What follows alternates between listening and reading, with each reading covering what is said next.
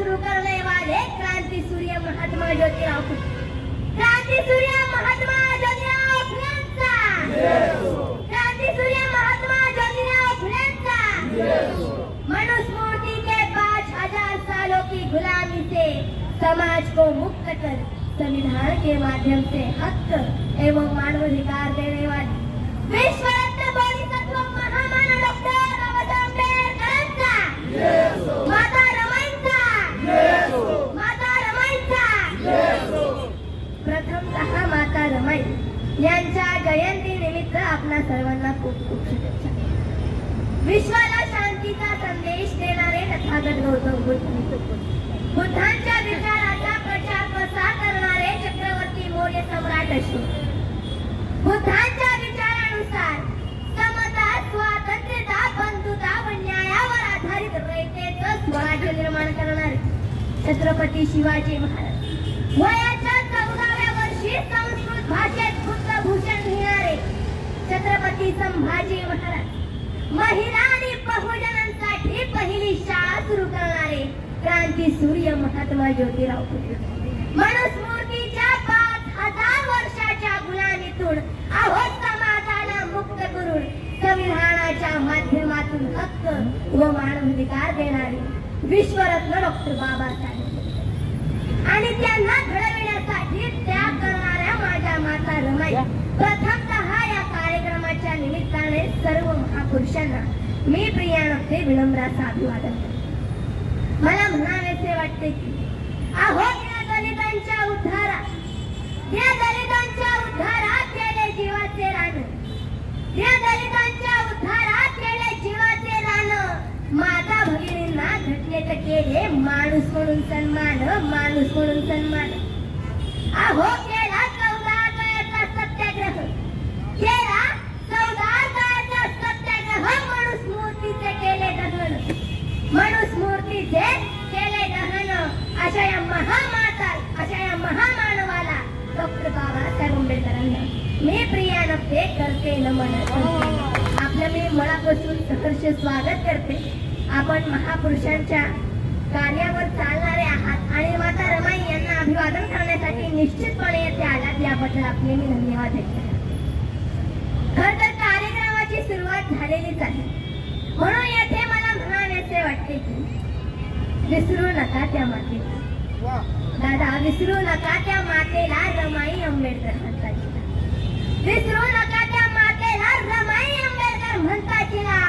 एक एक दिवस लोटत, अहो एक एक दिवस लोटत तोंडात पत्राचा बोळा धरून, एक एक दिवस लोटत तोंडात पत्राचा बोळा धरून, अहो पोटची पोरं गमवली, अहो पोटची पोरं गमवली तरीही राहिली धीर धरून। धन दौलत संपत्तीचा मोह नव्हता कधी तिला, अहो धन दौलत संपत्तीचा मोह नव्हता कधी तिला। विसरू नका त्या मातेला, रमाई आंबेडकर म्हणतात तिला, रमाई आंबेडकर म्हणतात। अंधार बाजूला साऱ्या, अहो अंधार बाजूला साऱ्या दिव्यागत जळत राहिली ती, अंधार बाजूला साऱ्या दिव्यागत जळत राहिली ती। समाजाचा उद्धारासाठी झुलून दिनरात घाम गाळत राहिली, अंधार बाजूला साऱ्या दिव्यागत जळत राहिली ती, समाजाच्या उद्धारासाठी झुलून दिनरात घाम गाळत राहिली। लेकरात काही असा नवाचा निळा, अहो विसरू नका त्या मातेला, रमाई आंबेडकर म्हणतात, विसरू नका त्या मातेला, रमाई आंबेडकर म्हणतात। डॉक्टर बाबासाहेब आंबेडकर यांच्या पत्नी माता रमाई म्हणजे समस्त भारतीयांच्या माऊ, चराचरावर प्रेम करणाऱ्या माय म्हणजे तुझ्यावरची साय। अशा माता रमाईंचं कार्य हे महिलांना समजून घेणं गरजेचं आहे। महिलांनाच नाही तर त्यांचा त्यागाचा ठेवा समाजाला समजून घेणं गरजेचं आहे। समाजाने आपल्या माता रमाईचा आदर्श घेणं गरजेचं आहे। खरं तर डॉक्टर बाबासाहेब आंबेडकर यांच्या कार्याप्रती जर माता रमाईने आपलं जीवन समर्पित केलं नसतं तर बाबासाहेबांना शून्यातून जग निर्माण करता आलं नसतं। म्हणून पुढे मला म्हणावेसे वाटते की, म्हणून पुढे मला म्हणावेसे वाटते की दुःख बाजूला साऱ्या, अहो दुःख बाजूला साऱ्या दिव्यागत जळत राहिली होती माझी रमाई। तर या रमाईला अभिवादन करण्यासाठी आपण सर्वजण आलेलो आहोत म्हणून मला म्हणावेसे वाटते, जन्म द्या माता रमाईला, जन्म द्या माता रमाईला, तेव्हा येते बाबासाहेब भरती, जन्म द्या माता रमाईला, तेव्हा येते बाबासाहेब भरती. नाहीतर इतिहासाला नतमस्तक व्हा, नाहीतर इतिहासाला नतमस्तक व्हा, उद्या इतिहास देखील. तर पुढे मला म्हणावेसे वाटते की, पुढे मला म्हणावेसे वाटते, खांद्याला खांदा लावून बनवा एक मजबूत किल्ला, विसरू नका त्या मातेला रमाई आंबेडकर म्हणतात. कोण म्हणतं तू 7 कोटीची माय, कोण म्हणतं तू 9 कोटीची माय, कोण म्हणतं तू 7 कोटीची माय, कोण म्हणतं तू 9 कोटीची माय, मी म्हणते तू सर्वांचीच माय. दाखवावा असा भारतीय मला, ज्याच्यावर माझ्या रमाईचे उपकार नाही, ज्याच्यावर माझ्या रमाईचे. खरं तर बाबासाहेबांच्या कमाईची मालकीण होती माझी रमाई, बाबासाहेबांच्या कमाईची मालकीण होती माझी रमाई, बाबासाहेबांच्या कमाईची मालकीण होती माझी रमाई, बाबासाहेबांच्या क्रांतीची मशाल होती माझी रमाई. इथल्या प्रत्येक पोरक्या लेकराची आई होती माझी रमाई, बाबासाहेबांच्या लेखणीची शाई होती माझी रमाई. बरोबर आहे ना ताई? म्हणून पुढे मला म्हणावेसे वाटते, जन्म दिला नसला तरी संगोपन आमचे केलेले आहे, जन्म दिला नसला तरी संगोपन केलेले आहे, आमचे बालपण तिने केलेले आहे. समाजाच्या उद्धारासाठी बाबासाहेबांसोबत ती पण झटली, अहो देहाने घटली परंतु मागे नाही, देहाने घटली परंतु मागे ना घटली. अशाच माता रमाईला मी प्रियानं विनम्र अभिवादन करते व आपणा सर्वांना माता रमाई यांच्या जयंतीनिमित्त खूप खूप शुभेच्छा. खरं तर माता रमाईंचा इतिहास समजून घ्यायचा असेल तर बाबासाहेबांचा इतिहास समजून घ्यावा लागतो, आणि जर बाबासाहेबांचा इतिहास समजून घ्यायचा असेल तर महापुरुषांचा इतिहास समजून घ्यावा लागतो. चळवळ सुरू झाली 2500 वर्षापूर्वी.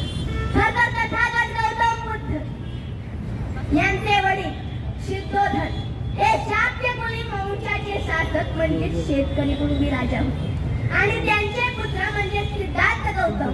खरं तर विश्वाने त्यांच्या बुद्धिमत्तेला, त्यांच्या विद्वत्तेला पाहून त्यांना बुद्ध ही उपाधी दिलेली आहे. जशी महात्मा ज्योतिराव फुले यांचं कार्य बघून लोकांनी त्यांना महात्मा ही उपाधी दिली, त्याचप्रमाणे तथागत गौतम बुद्ध यांना विश्वाने बुद्ध ही उपाधी दिलेली आहे. खरं तर वयाच्या 29व्या वर्षी त्यांनी सुखी संसार सोडून रानावनाचा मार्ग धरला. जगात दुःख आहे हे सांगणारा पहिला बुद्ध होता, अहो जगात दुःख आहे हे सांगणारा पहिला बुद्ध होता. दुःख हे आर्य अष्टांगिक मार्गाने नष्ट होते हेही सांगणारा पहिला बुद्ध होता. जगातले दुःख नष्ट करून सुख मिळवून देणाराही पहिला बुद्ध होता, म्हणून लोक त्यांना सुख करता दुःख करता असे म्हणत होते. तथागत गौतम बुद्ध यांनी आपल्या सर्वांना एक महान संदेश दिलाय. आत्मदीप भव म्हणजे स्वयंप्रकाशित व्हा, तुम्ही तुमचे गुरु होऊ शकता. तुम्हाला कथाकथित गुरु करण्याची गरज नाही व कोणाच्या शरण अथवा पाया पडण्याचीही गरज नाही. तथागत गौतम बुद्ध हे खूप महान व्यक्तिमत्व होते. छत्रपती शिवरायांनी बुद्धांना आदर्श मानले व शिवरायांचा जन्म तुम्हा सर्वांना माहितच असेल, शिवनेरी किल्ल्यावर झालेला आहे. त्या पाठीमागचं देखील एक ऐतिहासिक कारण आहे. शहाजी महाराज यांचा जन्म जगप्रसिद्ध बुद्ध लेणी असलेल्या वेरूळ येथे झालेला आहे. साहजिकच आहे की त्यांच्यावर बुद्धांचे विचाराचे म्हणजे समता, स्वातंत्र्यता, बंधुता व न्यायाचा प्रभाव होता. जेव्हा राजमाता जिजाऊ यांच्या पोटात बाळ शुभ होते तेव्हा शहाजी महाराज आणि राजमाता जिजाऊ हे शिवनेरी किल्ल्यावर आले. कारण त्या किल्ल्यावर 4 फेर बुद्ध लेण्या आहेत. बाळ शिवबांवर बुद्धांच्या विचाराचा प्रभाव व्हावा, अर्थात समता, स्वातंत्र्यता, बंधुता व न्यायाचा प्रभाव व्हावा म्हणून ते शिवनेरी किल्ल्यावर आले. खरं तर जिथे शिवरायांचा जन्म झाला तेथून 50 मीटर अंतरावर एक मस्जिद आहे, परंतु त्या मस्जिदीखाली एक विशाल बुद्ध विहार आहे. त्या बुद्ध विहाराचा वापर पाणी साठवण्यासाठी केला जातो, हौद म्हणून केला जातो. फार दुर्दैवाची गोष्ट आहे, परंतु हे आपण मनावर घेतो का? खरं तर आता जयंती पण शिवरायांची येणार आहे, आपण त्या दिवशी मोठा डीजे लावणार, कार्यक्रम ठेवणार प्रबोधनाचा, काही लोक नाचणारी मंडळी बोलवतात, शिवरायांचा अपमान करतात, परंतु शिवरायांचा जन्म शिवनेरी किल्ल्यावर झाला, तेथील बुद्ध विहारांची, तेथील बुद्ध लेण्यांची हालत काय झाली याचा विचार आपण करतो का? खरं तर या कार्यक्रमाच्या निमित्ताने मी आपल्या सर्वांना सांगू इच्छिते, 6 जून 1674 ला शिवरायांचा राज्याभिषेक झाला. खरं तर त्यांच्या राज्याभिषेकाला पुण्यातील ब्राह्मणांनी शूद्र म्हणून अपमानित केले होते. त्यांचा राज्याभिषेक नाकारला होता तर शिवरायांचे काही सहकारी गागा भट्टाकडे गेले, म्हणजेच काशीला गेले आणि त्यांनी काशीच्या गागा भट्टाला छत्रपती शिवाजी महाराज आणि बुद्धांचा इतिहास समजून सांगितला. तो म्हणजे सिद्धार्थ गौतम बुद्ध यांचे वडील शुद्धोधन हे शाक्य पुलिंग वंशाचे शासक म्हणजे शेतकरी कुणबी राजा आहे, म्हणजे भोसलेही राजा झाले. हे नातं गागा भट्टाच्या लक्षात येतात तो रायगडावर येण्यास तयार झाला, परंतु पुण्यातील काही ब्राह्मण मंडळींनी त्या गागा भट्टाला फूस भरली आणि आपली काही लोक शिवरायांच्या मंत्रिमंडळात घुसविली. त्या गागा भट्टाने शिवरायांचा राज्याभिषेक 6 जून 1674 ला आपल्या डाव्या पायाच्या अंगठ्याने केला. हे राजमाता जिजाऊ यांना सहन झाले नाही, म्हणून त्या 10 दिवसातच म्हणजे 17 जून 1674 ला मृत्यू पावला. शिवरायांनी आपला दुसरा राज्याभिषेक देखील केलेला आहे 24 सप्टेंबर 1674. शाक्त म्हणजेच बुद्ध पद्धतीने निश्चलगिरी गोसावीद्वारा त्यांनी आपला दुसरा राज्याभिषेक केला. बाबासाहेब नेहमीच म्हणायचे, छत्रपती शिवाजी महाराज हे शूद्र राजा होते, कारण त्यांच्या राज्याभिषेकावेळी मनुवाद्यांनी त्यांना शूद्र म्हणून अपमानित केले आणि त्यांचा मृत्यू 3 एप्रिल रोजी गोळोपंत पिंगळे याने त्यांना दुधात विष देऊन त्यांचा विश्वासघात केला. संभाजी महाराजांना देखील मनुस्मृतीनुसार मारण्यात आले होते, कारण त्यांनी वयाच्या 14व्या वर्षी संस्कृत भाषेत बुद्धभूषण हा ग्रंथ लिहिला होता. तप्त सैन्य डोळे फोडले, कान फोडले, जीभ कापली, हाता पायाची बोटे छाटून, अंगाची साल काढून हाल करून त्यांना मनुस्मृतीनुसार मारण्यात आले. खरं तर या कार्यक्रमाच्या निमित्ताने मी आपल्या सर्वांना सांगू इच्छितो, आपल्या सर्वांना जाणून घ्यावं लागेल आपला दुश्मन कोण आहे. खरं तर संभाजी महाराज, छत्रपती शिवाजी महाराज आपल्या महापुरुषांना या मनवादी व्यवस्थेने कसं छळलं हे आपल्याला जाणून घ्यावं लागेल. आपला दुश्मन कोण आहे हे देखील आपल्याला जाणून घ्यावं लागेल. छत्रपती शिवरायांच्या अपमानाचा बदला घेण्यासाठी डॉक्टर बाबासाहेब आंबेडकर यांनी रायगडाच्या साक्षीने मनुस्मृतीचे जतन केले. आपणा सर्वांना सांगत असताना मला आपणा सर्वांना सांगावेसे वाटते की डॉक्टर बाबासाहेब आंबेडकर नेहमीच म्हणायचे, मला संविधान लिहिताना जास्त विचार करावा लागला नाही, कारण आदर्श छत्रपती शिवाजी महाराज, संभाजी महाराज, बुद्धांचे जीवन कार्य व विचार माझ्या डोळ्यासमोर होते. खतर बाबासाहेबांचे कार्य सांगत असताना मला म्हणावेसे वाटते की doctor Babasaheb Ambedkar has a very religious personality who appointed for society, give justice for the Dalit community and Satyagraha March did the lake water. Dr. Babasaheb Ambedkar who slaughters for women, give justice for women in constitution. महिलांना घटनेत न्याय मिळवून देणारे असे आधुनिक भारताचे शिल्पकार doctor Babasaheb Ambedkar. परंतु त्यांच्या पाठीमागे ज्यांचा हात होता त्या माता रमाई.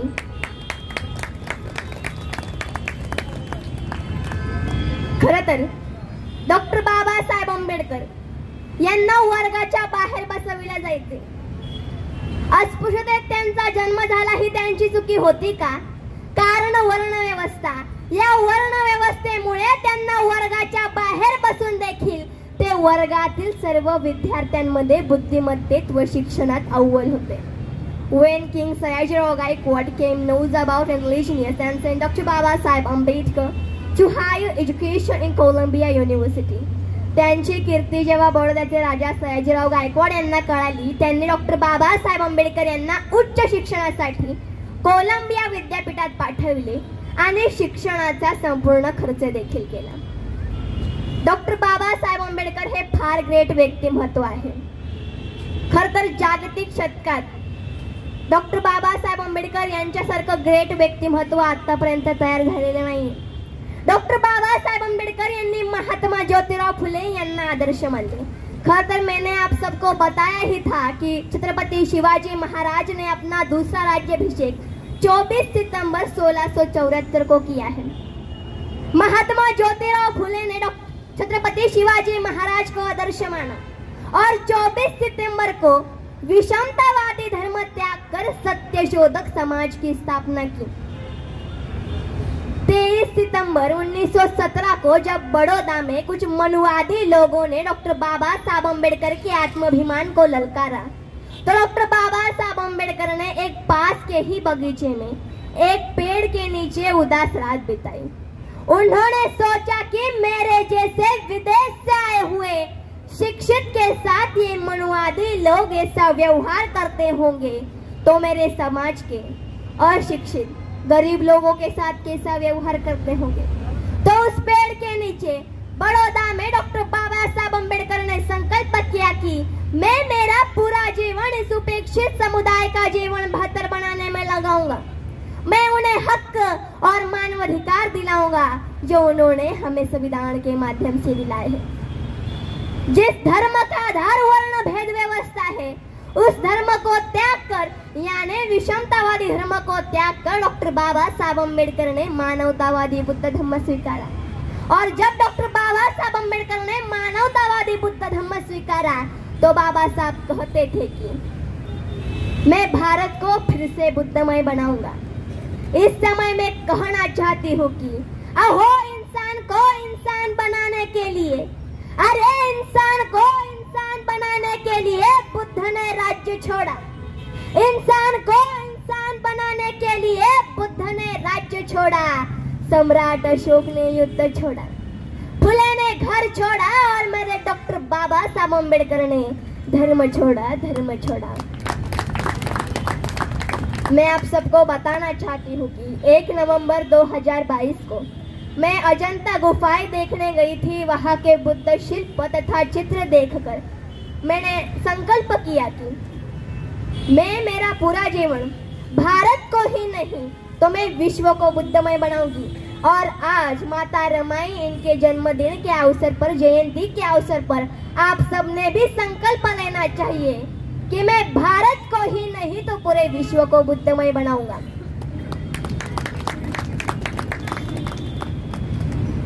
खरं तर येथे उपस्थित असलेल्या मान्यवरांना मी सांगू इच्छिते की आपण जयंती निमित्त एकत्र आलेलो आहोत, परंतु आपल्या महापुरुषांनी काय कार्य केले, आपल्या महापुरुषांनी आपल्यावर काय उपकार केले त्याची जाणीव आपणा सर्वांना अजिबातच नाहीये. या ठिकाणी मला म्हणावेसे वाटते की रमाई होती भीमाची माझ्या, रमाई होती भीमाची माझ्या काळजाचा तो तुकडा. रमाई होती भीमाची माझ्या काळजाचा तो तुकडा. किती शोभून दिसते रमाती भीमा संग रमाईचा तो मुखडा. रमाई होती भीमाची माझ्या काळजाचा तो तुकडा. किती शोभून दिसतय भीमा संग माझ्या रमाईचा तो मुखडा. सोन्यानं मडवून घडवून दिलं ते घरदार. आहो सोन्यानं मडवून घडवून दिलं ते घरदार. नाही फिटता फिटणार माझ्या रमाईचे उपकार. नाही फिटता फिटणार माझ्या रमाईचे उपकार. आम्हा मिळून दिलंय सार बंगला गाडी आणि घरदार. आम्हा मिळून दिलंय सार बंगला गाडी आणि घरदार. आम्हा मिळून दिले सगळं बंगला गाडी घरदार. परंतु ज्या मातेने एवढे कष्ट सहन केलेत, बाबासाहेबांना घडवले आणि बाबासाहेबांनी आपल्या सर्वांसाठी संविधान लिहिले आणि आपल्याला माणूस म्हणून जगण्याचा अधिकार दिला. म्हणून पुढे मला म्हणावेसे वाटते की आम्हा मिळून दिलंय सार बंगला गाडी आणि घरदार. बहुजनांच्या हितासाठी, बहुजनांच्या हितासाठी लेकर गमवली 4-4, लेकर गमवली 4-4. अशा कठीण काळी संसार केला तो दमान, अशा कठीण काळी संसार केला तो दमान. नाही फिटता फिटणार माझ्या रमाईचे उपकार, ओ नाही फिटता फिटणार माझ्या रमाईचे उपकार. खरं तर महापुरुषांनी आपणा सर्वांना माणूस म्हणून जगण्याचा अधिकार देण्यासाठी जे कष्ट सहन केले, खरं तर आज नाही ठीक आहे, खरं तर आजकालची काही लोक आपल्या महापुरुषांचा वारंवार अपमान करीत आहेत, परंतु आपण फक्त गप्प बसलो आहोत.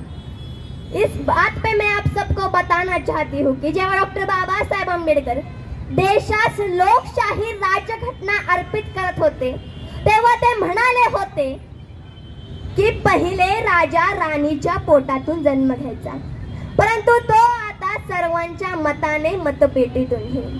परंतु ताई आता काय आले आहे, आता ईव्हीएम आले आहे.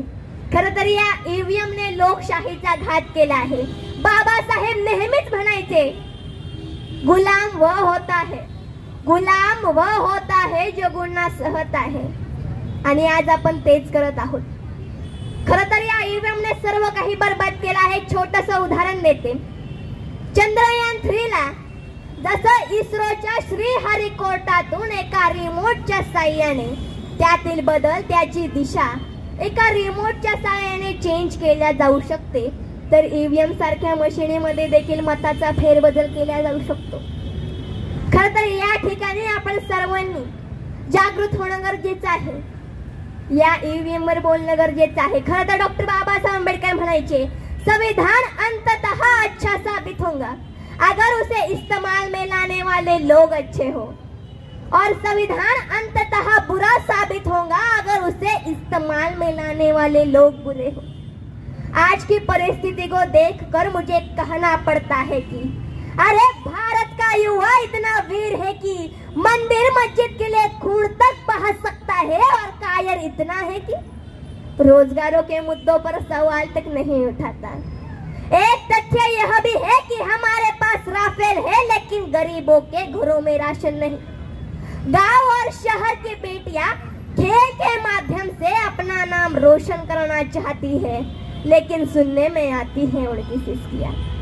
अरे मणिपुर की घटना को देखा जाए तो, अरे मणिपुर की घटना को देखा जाए तो मुझे दुखद शब्दों में कहना पड़ता है कि दुनिया में भारत ऐसा अकेला देश है जिस देश पर मिट्टी की बनी हुई औरत को कपड़े पहनाकर देवी कहा जाता है, नमन किया जाता है, और जिंदा औरत को निवृत्त कर सड़कों पर घुमाया जाता है.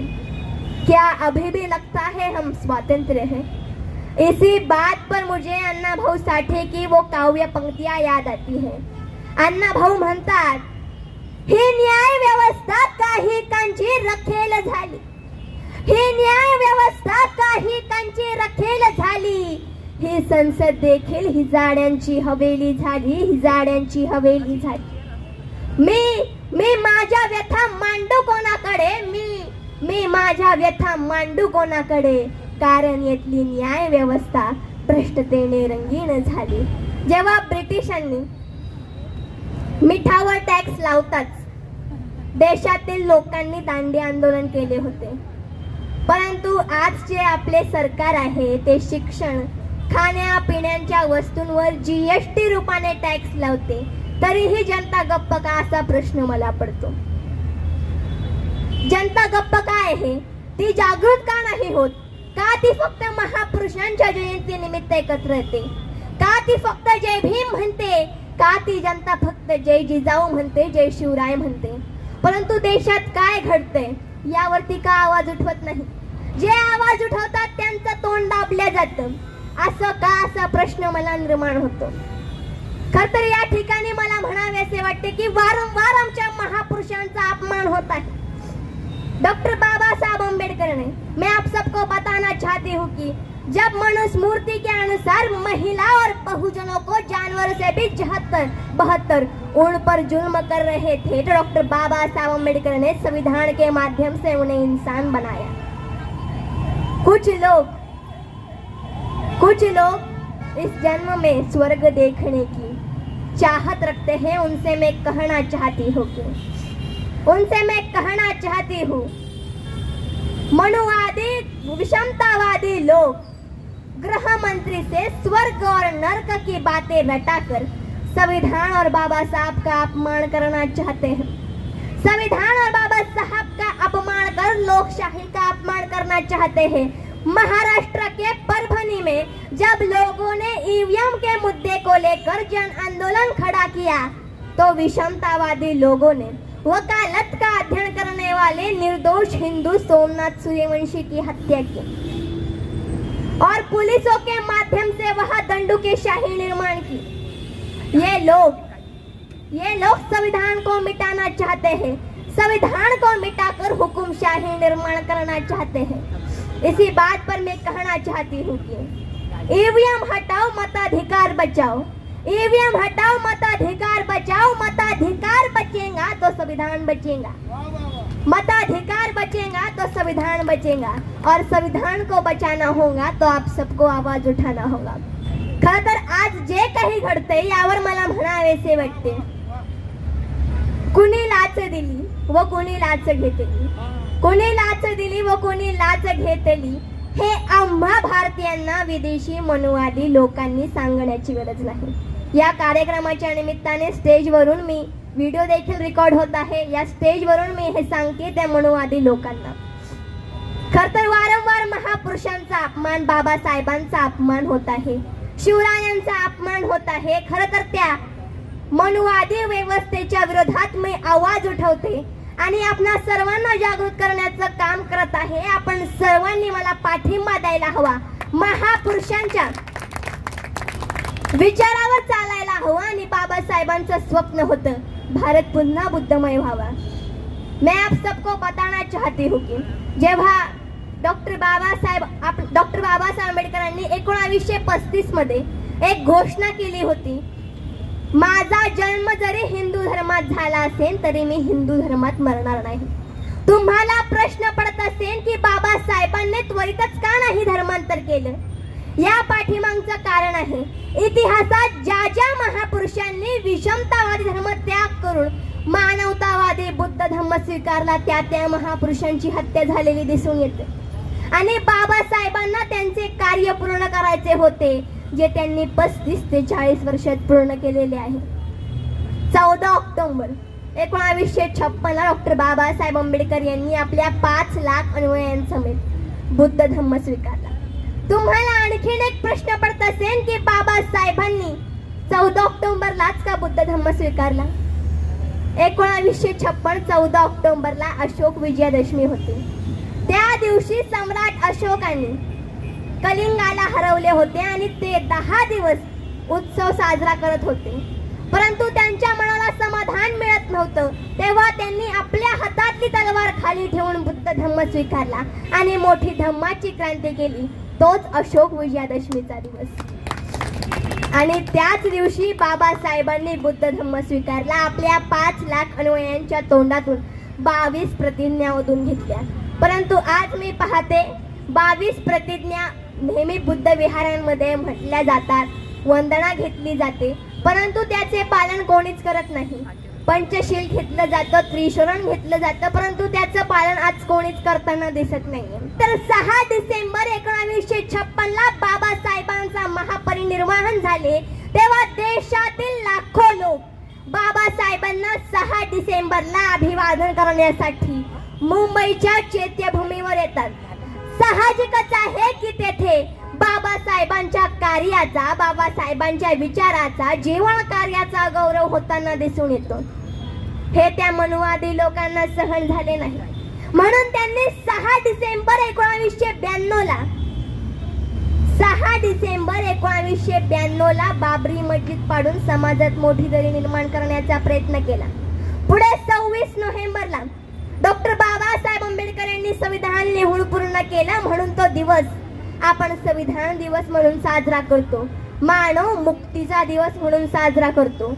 हे देखील त्या मनुवाद्यांना सहन झाले नाही, म्हणून त्यांनी 26 नोव्हेंबर 2008 ला कसाबला माध्यम बनवून मुंबई हल्ला घडवून आणला आणि मानव मुक्ती सुट्टीच्या दिवसाला काळा दिवस करण्याचा प्रयत्न केला.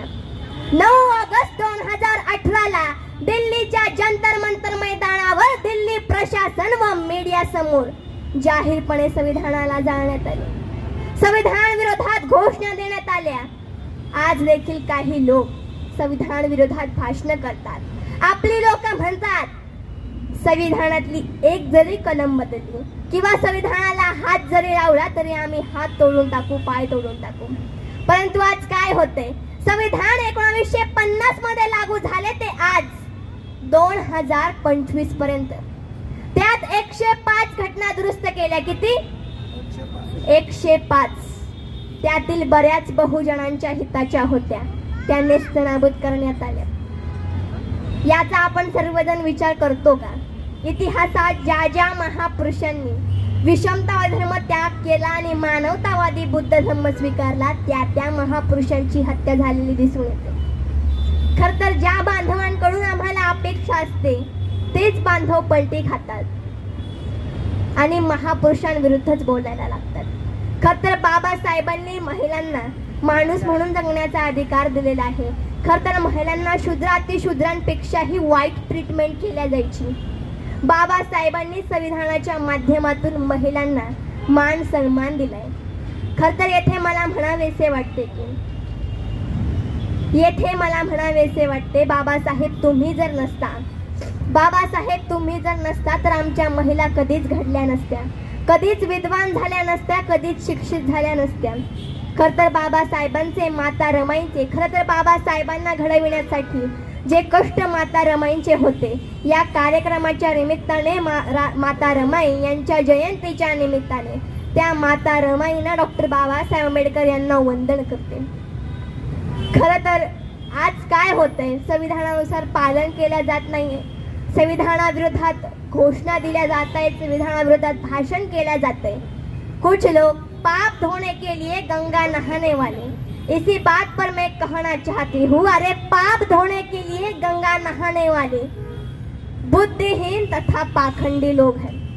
पाप धोने के लिए गंगा नहाने वाले बुद्धिहीन तथा पाखंडी लोग हैं और उनको प्रोत्साहन तथा सहयोग देने वाले विवेक शून्य तथा मूर्ख लोग हैं. मोते चाहे प्रयागराज में हो या मक्का मदीना में हो या केदारनाथ में हो, कोई भी शक्ति बचाने नहीं आई. इसीलिए मैं मेरे भारत के देशवासियों से कहना चाहती हूँ कि विदेशी मनुवादी पाखंडवादी ब्राह्मणों के पाखंडवाद से दूर रहकर शिक्षित बनिए. अपने सद्बुद्धि का, अपने विवेकता का उपयोग कीजिए. सच्चा इतिहास जानिए. हमारे दुश्मन कौन है वो जानिए. खरतर ओशो कहते थे कि गंगा में नहाने वाले, पाप धोने वाले किससे बेवकूफ बना रहे हो, गंगा को, खुद को या दुनिया को. ये बात हमें समझनी होगी. खरं तर आज खूप काही घडतंय. आजकालच्या भारतात आमच्या माता भगिनींवर असेल, आमच्या समाजावर अन्याय अत्याचार केले जात आहेत. परंतु तो समाज आणखीनही जागा झालेला नाहीये. खरं तर त्या समाजाला जागृत करण्यासाठी अशाच कार्यक्रमाचे आयोजन होत असते. माता रमाईचा जयंती असेल किंवा डॉक्टर बाबासाहेब आंबेडकर यांची जयंती असेल, महापुरुषांची जयंती असेल, या महापुरुषांच्या जयंती निमित्त या प्रबोधनाचे कार्यक्रम होत आहेत. खरं तर खूप अभिमान वाटतो मला आमच्या विठ्ठलदादा गायकवाड सरांचा. खरं तर ते ही चळवळ घराघरात पोहोचावी, या चळवळीच्या बाबत सर्वांनी एकमत व्हावं, एक निष्ठेने काम करावं म्हणून आमचे विठ्ठलदादा गायकवाड नेहमी झटत असतात. नेहमी अशाच कार्यक्रमाचे आयोजन करत असतात. चळवळीत सर्वात पहिले त्यांचा पुढाकार असतो. तर येथे उपस्थित मान्यवरांना माझी विनंती आहे की विठ्ठलदादांसाठी एकदा जोरदार टाळ्या झाल्या पाहिजे. सर्व माझे भांगे घोषणा देणार आहेत. विश्वरत्न डॉक्टर बाबासाहेब आंबेडकरांचा, डॉक्टर बाबासाहेब आंबेडकरांचा, माता रमाईचा, माता रमाईचा. खरं तर या कार्यक्रमाच्या निमित्ताने एक कविता सादर करू इच्छिते. जसं माझ्या माता रमाईने कष्ट केले, बाबासाहेबांना घडविले, आणि बाबासाहेबांनी संविधान लिहिले तशाच माझ्या सावित्रीमाईंनी देखील कष्ट केले, स्त्री शिक्षणाची मुहूर्तमेढ केली. खतर येथे मला म्हणावेसे वाटते की भिडेवाडा हे स्वाभिमानाचं प्रतीक आहे. अहो, भिडेवाडा हे स्वाभिमानाचं प्रतीक आहे, परंतु त्या समोर बांधलेले दगडूशेठ गणपतीचं मंदिर हे तुम्हा मला गुलाम बनविण्याचं जाळ आहे. म्हणून मला म्हणावेसे वाटते की भिडेवाडा खुणवतोय, भिडेवाडा खुणवतोय. अहो, दगडूशेठला हात जोडले की, दगडूशेठला हात जोडले की भिडेवाड्याला पाठ होते. दगडूशेठला हात जोडले की भिडेवाड्याला पाठ होते. गाजलेल्या होत्या ओळी पण, गाजलेल्या होत्या ओळी पण त्यावरी सवाल साठ होते, सवाल साठ होते. अहो, पाहुणी दुरावस्था भिडेवाड्याची, पाहुणी दुरावस्था भिडेवाड्याची तेव्हा संतापाची लाट होते. अहो, पाहुणे दुरावस्था भिडेवाड्याची तेव्हा संतापाची लाट होते. स्त्री शिक्षणाची येथूनच ग एक एक गाठ होते, एक एक गाठ होते. दगडूशेठला हात जोडले की भिडेवाड्याला पाठ होते. पावलो पावली त्यांच्या, अहो, पावलो पावली त्यांच्या आडवळणाचे घाट होते. पावलो पावली त्यांच्या आडवळणाचे घाट होते. डबक्यात साचलेल्या पाण्याचे, डबक्यात साचलेल्या पाण्याचे वाहणारे पाट होते, वाहणारे पाट होते. विरोधाच्या अंधारातून मग एक प्रकाशमय वाट होते. आणि खांद्याला खांदा लावणी आज मान समाजात ताट होते, मान समाजात ताट होते. दगडूशेठला हात जोडले की भिडेवाड्याला पाठ होते, भिडेवाड्याला पाठ होते. खरं तर 1 जानेवारी 1848 रोजी पुण्यात भिडेवाड्यात महात्मा ज्योतिराव फुले व सावित्रीबाई फुले यांनी पहिली स्त्री शिक्षणासाठी शाळा सुरू केली. खरं तर आपल्या सर्वांना प्रश्न पडत असेल की महात्मा ज्योतिराव फुले यांनी 1 जानेवारीलाच का शाळा सुरू केली? ते 3 जानेवारीलाही करू शकत होते. पण या पाठीमागचे एक ऐतिहासिक कारण म्हणजे त्यांनी 1 जानेवारी 1818च्या म्हणजेच भीमा कोरेगाव योद्ध्यांना मानवंदना म्हणून 1 जानेवारी 1848 रोजी पुण्यात भिडेवाड्यात पहिली मुलींची शाळा सुरू केली. खरं तर येथे मला म्हणावेसे वाटते की भीमजीने हमें बलवान बना डाला, भीमजीने हमें बलवान बना डाला, हटा न पाए वो चट्टान बना डाला. अरे मेरे भीम जी के संविधान का करिश्मा तो देखो, अरे मेरे भीम जी के संविधान का करिश्मा तो देखो यारो. जिन महिलाओं को अछूत कहा जाता था उन्हें राष्ट्रपति और प्रधानमंत्री बना डाला, राष्ट्रपति प्रधानमंत्री बना डाला. खरं तर असेच कार्यक्रम दादा नेहमीच होत राहोत आणि आपले मी आभार व्यक्त करते. आणि दादा जय भीम, आपण या कार्यक्रमासाठी आवर्जून उपस्थित राहिला त्याबद्दल धन्यवाद व्यक्त करते. आणि पुन्हा एकदा मी आपणा सर्वांना विनंती करते की दादांसाठी जोरदार टाळ्या झाल्याच पाहिजे. खरंच दादांचं जेवढं कौतुक करावं तेवढं कमी आहे. खरं तर मी बोलले काय, खरं तर दादांनी एवढा मोठा कार्यक्रमाचे आयोजन केलेले आहे. 7 दिवसापासून मला माहिती मिळाली. कार्यक्रम सतत चालू आहे. महापुरुषांच्या विचाराचं आदान प्रदान होत आहे. खरं तर फार अभिमानाची गोष्ट आहे. आणि या पुतळ्यासाठी देखील, माता रमाईंच्या पुतळ्यासाठी देखील दादांचं सहकार्य होतं. दादांसाठी मी म्हणते जोरातच टाळ्या वाजल्या पाहिजे. विश्व को शांति का संदेश देने वाले तथागत गौतम बुद्धांचा, तथागत गौतम बुद्धांचा, छत्रपती शिवाजी महाराज की, महात्मा ज्योतिराव फुलेंचा, त्यागमूर्ती माता रमाईचा, त्यागमूर्ती माता रमाईचा.